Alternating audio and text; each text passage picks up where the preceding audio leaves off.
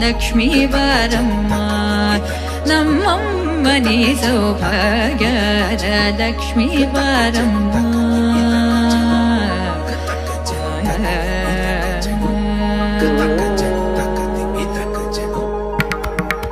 ಸಕ್ಕರೆ ತೂಪದ ಕಾದುವೆ ಹರಿಸಿ ಶುಕ್ರವಾರದ ಪೂಜೆಯ ವೇಳೆಗೆ ಅಕ್ಕರೆಯು